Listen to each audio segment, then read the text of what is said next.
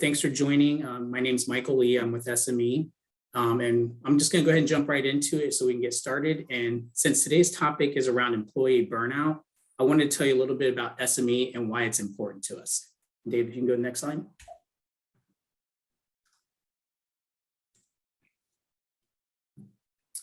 So who is SME? SME is a data enablement professional services provider. I know it's a mouthful to take in, but what I'm going to do is I'm going to break it down for you real quick. Next slide, David. So data enablement is the practice of empowering business entities with the right tools and technologies to drive maximum leverage from data to achieve business objectives. Next. And so what that means is that SME, we work diligently with our clients to devise strategies that help make them more successful. And sometimes that means we get to work with some really awesome technologies, like Microsoft, Snowflake, ThoughtSpot, our partner here, Prodoscore, and we leverage these technologies to solve everyday pain points around data integration and automation, around data storage and processing, data analytics and data science, as well as data governance and data literacy. Next. So SME, we've been doing this since 2011, and we work with numerous industries across multiple verticals because we know data is everywhere. And I just want to share a quick story with you about a customer that we worked with. So we had a client, they had fantastic data, but they couldn't figure out why no one was using it. So what we did is we took one of our solutions architects, we brought them in to figure out what was going on and what was happening. So we went in, we did an audit, we had a few interviews with some stakeholders, some business users. And what we discovered is that the company, they didn't trust their data. So their business users, they were looking at these reports. They thought the numbers looked kind of funky. They just like, it's not right. And they just moved on and they never adopted the data. And here at SME, we see things like this happen all the time. This is what gets in the way of people using data. They have these high hopes. They want to build this culture around data. It's everywhere, but then something gets in the way of that. So by leveraging SME and our data enablement professional services, we help remove those obstacles before they even happen. Next. So what I want to do is I want to circle back to data enablement statement, and I'm going to make one adjustment to this statement. Let's change business entities to your people. Next. So let's break down the second piece of data enablement professional service provider. Next. A professional service provider is a highly skilled employee that has that specialized knowledge about a particular skill or industry. And what they do is they do the work and they allow business leaders to focus on core business functions. Next. So again, I'm going to make one adjustment to the statement. Let's change employees to people. Next. So yeah, bottom line, we know that people matter. People ask me all the time, hey, at SME, what's your secret sauce? And I tell them, honestly, it's the people and the team. And if you want to get to know a little bit more about SME and our team, you can feel free to email us at info@smesgroup.com. And David, this is where I'm going to pass it over to you. David is the Prodoscore president, and he's going to focus on identifying and avoiding the workplace burnout so that your people are engaged in the right way each day and are encouraged to stick around for the long haul. So David, it's all yours. Super. Thanks, Michael. Welcome, everybody. I'm David Powell, and I'm the president of Prodoscore. And I think as we kind of think about where things are now, this huge conversation is, what does this new normal of work look like? Is that we've had a tremendous disruption in the past 2 years, and there's a lot of uncertainty around what that's going to look like. And so I think we should have that conversation and kind of talk about what does the future hold and how we think about it here at Prodoscore. So in the before times, kind of thinking back prior to March of 2020, this is very common scene in the office. Everybody's sitting in the conference room. What probably is not shown in this picture is the line of people outside the conference room with their laptops and notebooks waiting for these people to finish up their meeting so they can go in. And, there's always this jockeying for position on the to get the the conference room, and conference room reservations is a big deal, but we were all together sitting there across from one another. I think it's interesting is that questions that get asked now in meetings, like I asked Michael earlier, is like, where are you? You know, where are you physically located? Prior to this, you knew where they were because they're sitting in the office next to you, or you knew that they were in a satellite office. And now it's people are all over the place. You know, being in the office is fun. You know, there's a lot of camaraderie that comes from that. There's a lot of engagement. People align to the same goals. You can get, you know, face-to-face interaction. I think one of the things that the remote work does not do well is at the end of a meeting, you know, you now click leave meeting, the little red button down in the bottom right. What happens in the real world, if you're in person, is that you, as you're gathering your stuff, you're like, so Michael, what are you doing this weekend? Oh, we got this going on. Hey, David, what are you doing? Oh, we got this going on. And those interpersonal things, you know, you miss those when you're not in the office. Everyone had these like cool edgy workspaces. You're sitting shoulder to shoulder, ping pong tables, and you know, LaCroix and Cliff Bars in the break room. Although I'm not a big fan of LaCroix, just for the record, it tastes like you ate a thing of fruit and then like burped into a can of carbonated water. But anyway, cool offices had LaCroix and Cliff Bars in the break room. And then you had everybody this open concept office. Everybody thought that was fun and cool. Do people really want to come and sit shoulder to shoulder with people now during like allergy season when somebody like coughing and all this kind of stuff, or during flu season? I mean, these things are up in the air right now. What also came with in-person work was sometimes this soul-crushing commute, right? It takes forever. We're talking to a client up in the New York area, a prospect, and she was telling us that she lives in New Jersey and has to go to Midtown Manhattan to get home by 6 p.m. She has to leave her office at 3:30, right? And that's like, she wants to stay remote. She doesn't want that commute. You also had this tension of like, hey, when do I need to leave the office to get to my son's lacrosse game? Or when do I need to leave the office to get to this event for my daughter? And, you know, am I going to feel guilty of leaving just a few minutes early to do that? What's traffic going to be like? Am I going to miss it?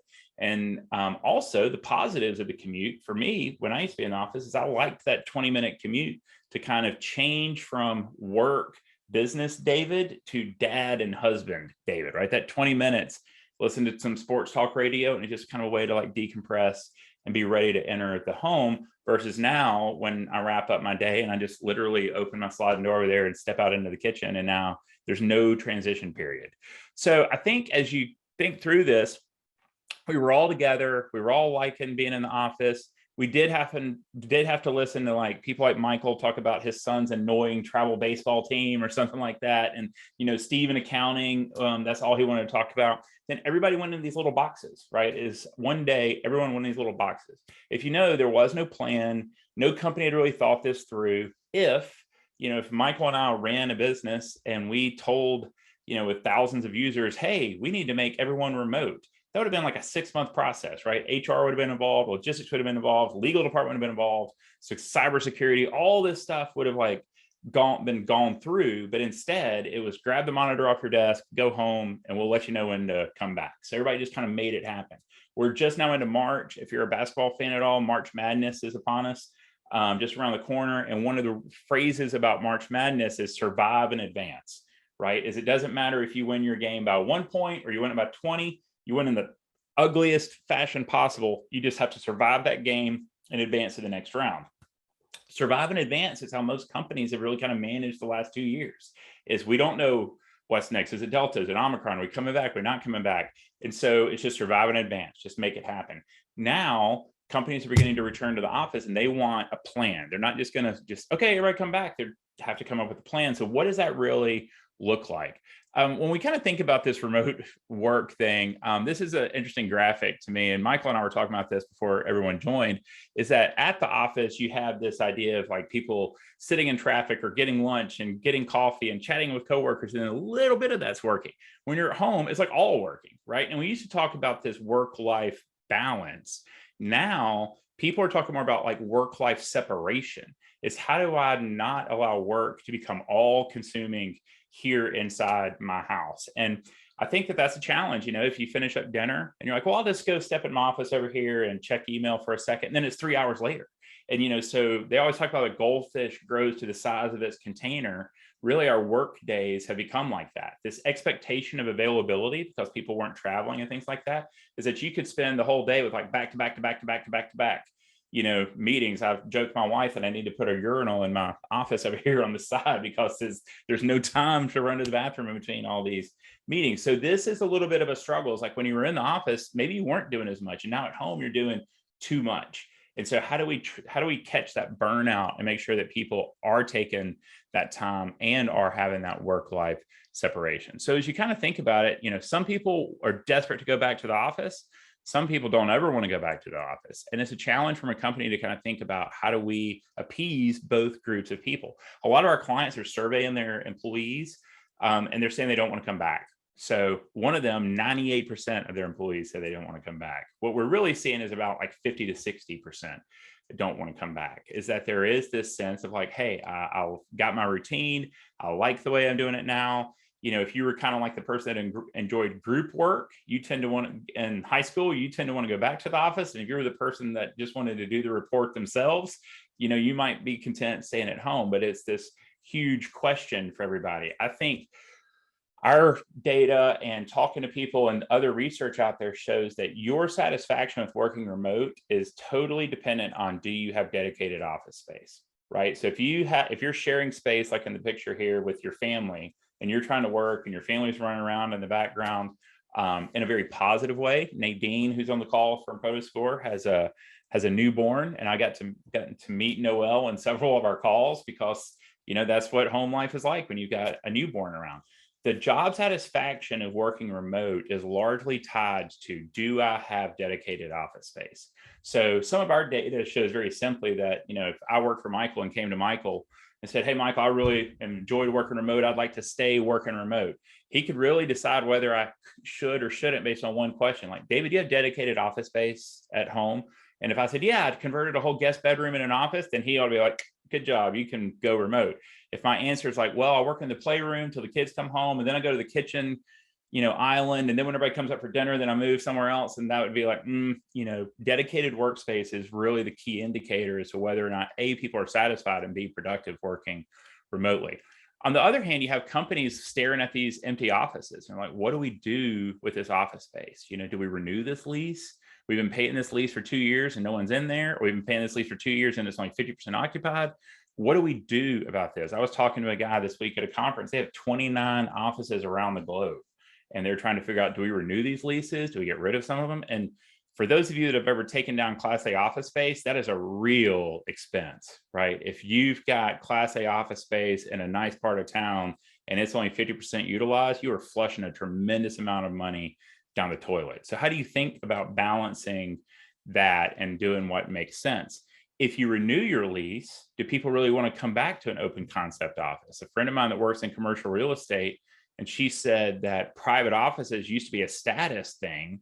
Now private office is like, if I'm coming back to the office, I kind of want to control my zone and I want a private office. I don't want to come sit shoulder to shoulder with somebody with a cough or whatever. So there's a lot to think through from a business standpoint around how do we think about our office space. And it's frustrating. So we're on calls with HR people and C-suite people all the time. And what's interesting is that they'll tell you there have been every other issue you could kind of encounter as an HR senior leader or an executive. There's someone else you could call and talk to. Like if you had an employee that had a drug problem or was sexually harassing someone, you can call someone else and like, hey, how did you handle that? But there is no one to call to say, how did you return to work in a technologically enabled hybrid distributed work environment after a global pandemic? No one's done that, right? So everyone's searching for answers and everyone's looking to figure this out fresh because there is no playbook for how to do this. I'm a little bit handy. I don't do any plumbing. I can do some electrical stuff, but the key to any of these tasks is having the right tools. And I don't know that businesses right now have had the right tools to really equip them for that. And I think that's where Prodoscore can kind of come in. A friend of mine's a corporate pilot. He's retired lieutenant colonel from the Air Force. He flew AC-130 gunships, which is a super cool thing, by the way. But he flies for this billionaire family locally. They have 3 jets. And he said one of the things you do before you fly is you do this walk around, right? You walk around the plane, make sure that there's, the tires are in good shape and the brakes look good. And there's this whole checklist. There's no hydraulic fluid pooling somewhere. So you do this whole walk around. That is the way a lot of people have managed up to now. So if Michael was our boss and he came into the office and he saw me in my cubicle and I was there at 7, and I left at 6. Nadine got there at 9 and left at 4. In his heart, he'd be like, David's the good worker, right? He got here at 7, left at 6. What a dedicated guy. But what he doesn't know is I live in Birmingham, Alabama. I'm a big college football fan. I spent all day in the break room talking about how Alabama's going to win the national championship next year. Nadine came in, put her headphones in, and worked grounded out from 9 to 4, right? So right now, this kind of management by walking around is the only real judgment we have on how productive our team is. A fun question to ask sometimes in a nice way, talking to prospects, is like, are your people productive? Yes. How do you know? I think they are. And so it's always this nebulous, vague kind of thing. But once my friend Danny gets in the plane, he has all the data he needs, right? Weather, all this radar, all this kind of stuff that gives him all the data he needs to fly the plane effectively. We can feel like that's a gap right now for HR and for companies around employee productivity, is that they don't have the data. It's a gut feel decision instead of a data-driven decision. And so if you have to make decisions on, can we let people work remote, or do we need more people in this one department? Or do we have people that are maybe suffering under an ineffective manager and need to be, shifted to a different group, or the manager replaced? Do we have people that are uninspired? Do we have people that are burning out? That, by the way, is a hot topic. In the last maybe 8 weeks, burnout has come to the top pretty much of every conversation we're having. I flew back very, very late last night from a conference in Dallas. We had a trade show, and I was talking to people, and the burnout piece is legit. And what it really comes down to is that good employees will take on more work and not complain. So if Michael is a great employee, and then I come like, hey, Michael, I need you to help me with this project, he won't say no, he'll say yes, and he'll take it on. Then Nadine will come by and go, hey, Michael, I need you to help me with this thing. And he's like, well, okay. And he takes it all on. And then all of a sudden he's like overwhelmed. He's got all this stuff on his plate. He won't complain. And then what happens? He just comes in and turns in his 2-week notice, like, hey, I'm out. And so there's no early warning system on that. And now you're stuck at this, like, trying to save Michael. And if y'all have ever tried to save an employee that's kind of burned out, it's virtually impossible. You might save them for a little while, but they may stay for a while, then they're going to tap out just because it's hard to really recover from that.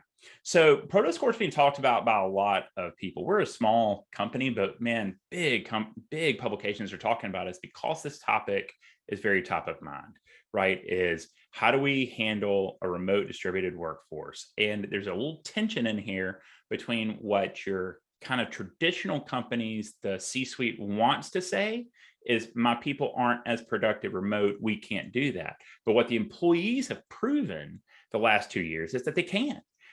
Companies that never thought they could be remote have figured out how to be remote in the last 2 years. And so there's a reluctance to just go back to normal. So they have to think about that. I love this clip. We'll see if the audio plays through. If not, I'll just explain it. Let's see. So if you would you walk us through a typical day for you? Yeah, great. Well, I generally come in at least 15 minutes late. I use the side door, that way Lumberg can't see me. And after that, I just sort of space out for about an hour. Space out? Yeah, I just stare at my desk, but it looks like I'm working. I do that for probably another hour after lunch too. I'd say in a given week, I probably only do about 15 minutes of real, actual work. So, Michael, I'm sorry that I know that hit a little close to home about your work week. I know that was your experience captured right there in this clip from Office Space. But what's funny about this is that our data shows that about 10% of your workforce spends an hour and 30 minutes a day on productive work, right? So that, yes, you read that right, as we say here on the screen, by the time most people are getting their second cup of coffee, or in my case, my second thing of Diet Mountain Dew, 10% of your workforce is done for the day. So that is certainly something that needs to have attention on it, but the burnout piece has probably trumped that as a use case in the last 2 weeks. Gartner, which is an industry insight consulting group or whatever, has just now put employee productivity monitoring what they call their hype cycle. And if you look to the left there of that, of the curve, it says employee productivity monitoring. That was not even a category recently. So when you kind of, as we've talked about Prodoscore today, you may be like, oh, well, I haven't even heard of something like this, or I thought there were some things like this. That's true, because it is a new category and it's gotten really hot for the reasons that we described earlier. The interesting part about this is there's this tension in the market right now, is that employees want flexibility, right? As I have worked remote, I've traveled. I worked with a guy at a place I used to work right before this, and he rented his house in Florida, got an RV, and he homeschooled his kids, and they just started like traveling the country back in 2021. And he was working literally from campgrounds all over the place. And so people have been able to do that. People have been able to go to their grandparents' place at the lake, or they've been able to go get a Airbnb somewhere cool and inexpensive for a while just to get a change of scenery. So employees have enjoyed that. By the way, a lot of employees have just thinking moved. One of our clients up in Chicago, they had an office inside the loop, and all of their millennial employees lived in the cool inner loop. But in the last 2 years, there was some violence going on and all this kind of stuff, and those people moved to the suburbs. So he's like, if I call everybody back to the office, what used to be a 10-minute walk for them is now a 2-hour commute in. They don't want to come back, right? So you have that employees want flexibility, and tension with employers need accountability. If you look at any company's P&L, the most expensive thing that they do every month on the 15th and the last day of the month is pay their employees, right? So they're saying, if we are going to pay you, we have to have some accountability around that. So you have these two things in tension. Employees want visibility, employers want accountability. How do they both get what they want? The answer is with visibility. So I have a son who's 23 and a daughter who's 19. And my son was old enough that Life 360, which is an app you can put on their phone, tells you where they are and all this kind of stuff, wasn't available really when he was coming up. But with my daughter, it was. So my son felt like he was micromanaged, right? As if it was 11:45, I might text him like, hey, are you on your way home? And he'd be like, well, yeah. And we were like, text us when you go from one person's house to the next person's house. And so he would have to text us if he left David's house and went to Michael's house. Well, my daughter, we put Life 360 on her phone, so we had visibility. We never hounded her. If it was 11:45, I didn't have to text her. I could just pull her up, see she was on the highway coming home, and all's good. I could see that she went, from Julie's house to Jessica's house or whatever. And so all that was available. So the visibility that we had actually gave them more freedom. That's really the best way to think about Prodoscore. If you give the company the visibility, then employers get what they want with accountability, and employees get what they want with flexibility. So when we think about what the product delivers, it really gives you these insights that previously you didn't have before from a data-driven standpoint. So we tie into the back-end API of your business issued applications, Office 365, G Suite, Slack, Salesforce, Ring Central, Dialpad, you name it. There's like 70 something integrations that we have. We scrape that data out, and then we run it through Google machine learning and artificial intelligence and a proprietary algorithm. We spit out a productivity score by employee and by department. So you can look at your team up there on the right side in our organization and see how's my company laid out? How many people are within average? How many people are above average? How many people are below average? Interestingly, the above average piece, if you become a customer, don't take a ton of pride in that. Those are people that are your burnout risk, right? Is that the ones that are in that above average is not really, in our opinion, sustainable. So if Michael's number went above average for a while, I would want to have a conversation with him, and he could say, oh, I'm just working really hard on this project that's to be done in 2 weeks. I mean, like, well, okay. But if it stays up, and I'm like, hey, Michael, what's going on? He's like, David, I've had an open job requisition in my department for 6 months, and HR won't hire anybody, and I'm just at my wit's end. Now I've been able to have that conversation with him early instead of waiting for him when he turns in his 2-week notice.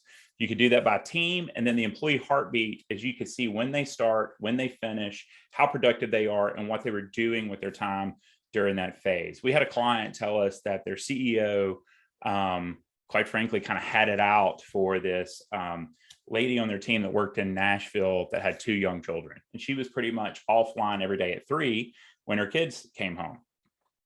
And she told people, well, I work after I put the kids to bed.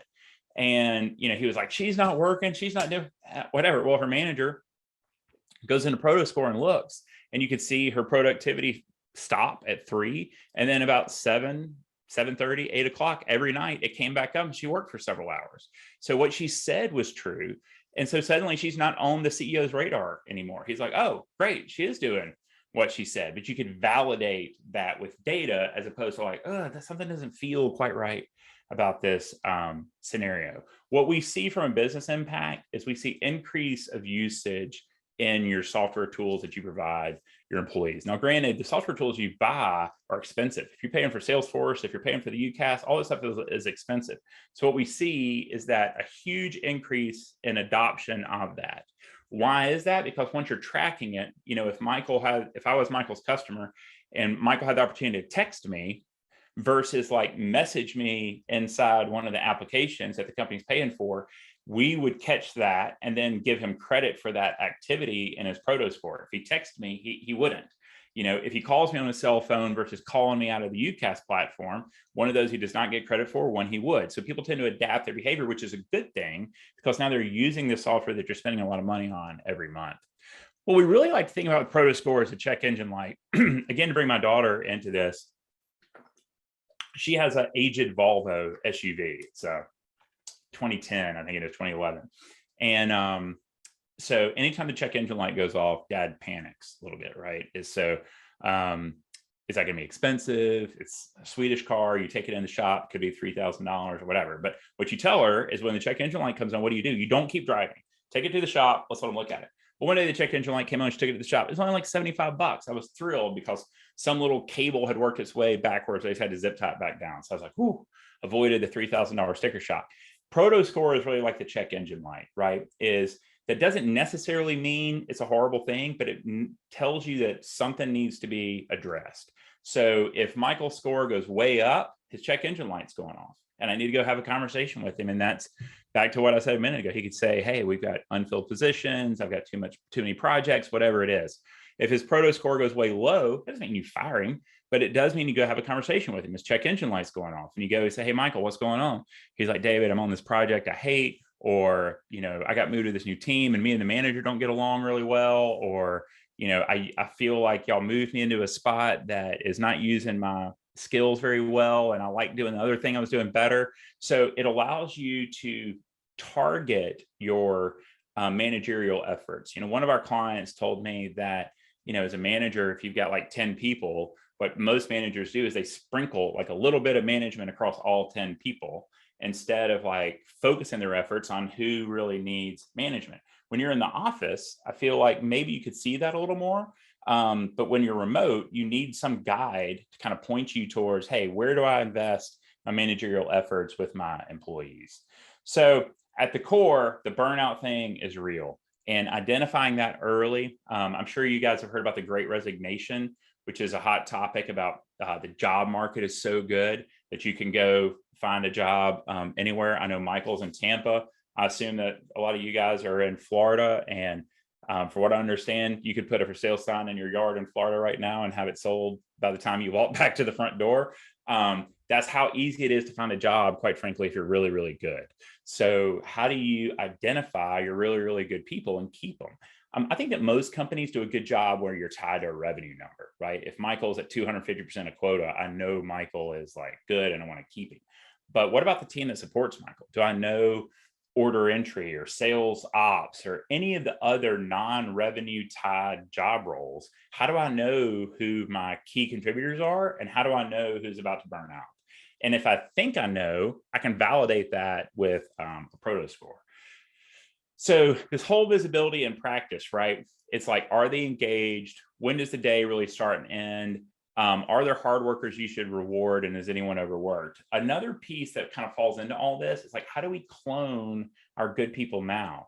One of our clients was telling us that they like to show this to people that are aspirational, right? So if Nadine was the top salesperson and Michael was kind of like younger, new salesperson, you could show Michael Nadine's productivity score here and say, like, see how she structures her day. She's high activity. She's, sends all her emails in the morning when clients are more likely to reply to them, and she does her meetings in the afternoon or whatever it is. But it allows you to take this profile of who you want more employees like, and then drive that down managerially through the rest of the team so that they too can be like that.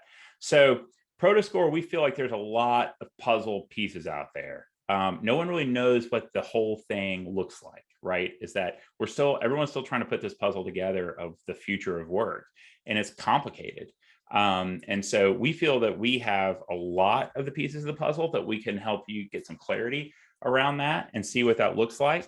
And we would love to help. So obviously the SME team is great. And then Jessica is who supports them from the Prodoscore side. So I'll stop now and see what kind of questions you guys might have in the chat that we can answer for you.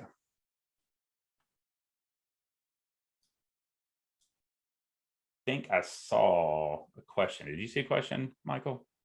Q&A. What do we got? Yeah, there was a question. Yep, got it. Yeah, so sounds interesting, but could seem as invasive. How do employees typically respond to something like this? That's a great question. So the two things on that. One is all the data that we're polling already exists. So it's not any level of new like scrutiny. So it's all of your emails, all of your Slack, all that stuff that already exists. We're just taking that activity and crunching it out. What we hear from our clients is that they actually like it because we are not agent-based. So if you spend any time on TikTok, like the young hip people, I know Michael's a big TikToker, I can't even tell, but spending time on TikTok, there's these funny videos that people are making where some of the tools out there are keystroke loggers and track mouse movements. So you'll see these TikTok videos where somebody will tape like a wooden spoon to their mouse and then tape it to an oscillating fan. And as the fan moves, the mouse moves. So it looks like they're working, right? That's not us. So we are only tying into the backend API of the business issued applications.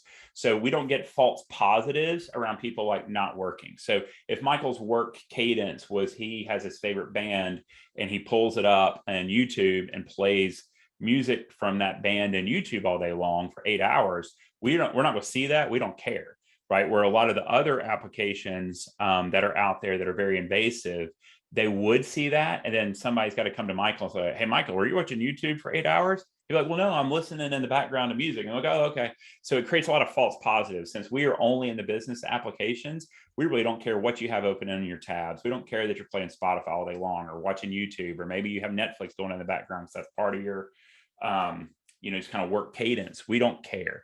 We're only looking at the business application. So because of that, it doesn't feel as invasive as some of the other options that are quite frankly very invasive, like you suggest. What other questions might y'all have?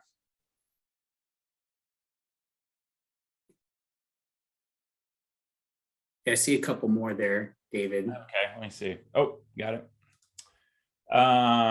Spoke about high productivity and low productivity. Can you please elaborate more on if you know someone has low productivity? Sure. So what we look for is trends, right? And so if you may have people who are not in the business systems all day long, so their score might be consistently lower within the range of average. So if it's consistently lower in the range of average, that's fine. You would just look for variances from that. They used to be a 45 all the time, and then they suddenly drop down to a 20. That's the check engine light. You would want to go talk to them.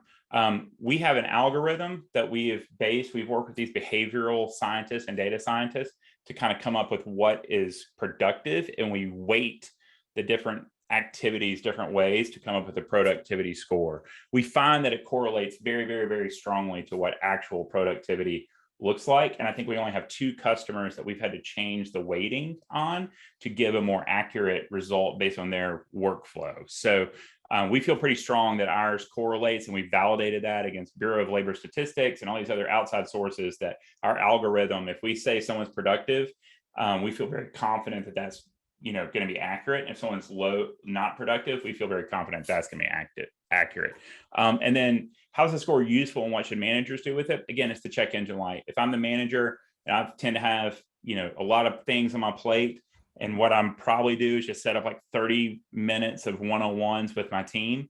But some people may need 2 hours, and some people may only need like 10 minutes. So it helps me allocate my time more effectively based on the needs of my individual team. So again, when you're in the office, you can get this sense a little more. With a remote workplace, it's harder. I would also say on that, and this is real talk, I don't think most companies do a good job training their managers. So I think a lot of managers just become managers because they were the best person at doing that job. So they're the best person at doing that job and they make them a manager. So I think a lot of managers learn how to manage, in the fire, just doing it. But now you've taken that normal struggle, and then you've just added a degree of difficulty to it because you've got some workers in the office, some workers remote, and then you've got a manager that's got to manage both of those, and they don't really know how to do that. I think one thing that you hear too in that is around, as a manager, trying to not have second-class citizens either way. So you got people in the office, maybe the people in the office get lunch brought in and, have snacks in the break room, and the people at home are grinding it out every day. Or you could flip that, where the people in the office, it's a soul-crushing environment, and, managers got their thumb on them, and the people at home are in pajama pants with their coffee, having a great time. So managers now, I think, really need to figure out how to manage a distributed workforce. And I think there's going to be a lot of training that needs to go in there. And as Rebecca points there in the comments, she said managing a remote workforce is very much a different beast. And I think that's true. I think where that ties into, Rebecca, what interesting is like culture. We hear a lot of people talk about culture, and you say, like, what was the culture before? And the culture before was accidental, right? Is that Michael would tell his team, hey, let's go down to happy hour and I'll drop my company American Express behind the bar. And that was building culture, or hey, let's grab some people and go to lunch and I'll pay for lunch. And that was like building culture. But now, how do you do that where it can't accidentally happen? And so the word that's been appropriated from some other places is the word intentionality. It's like, how do you have intentionality around culture? How are you intentional about, I'm going to reach out to Rebecca and see how she's doing. I'm going to check in on her intentionally, as opposed to I just ran into her in the break room and had a conversation while we're standing there at the water cooler. Any other questions? No, I think we may have gotten them all, David, but, really good insight,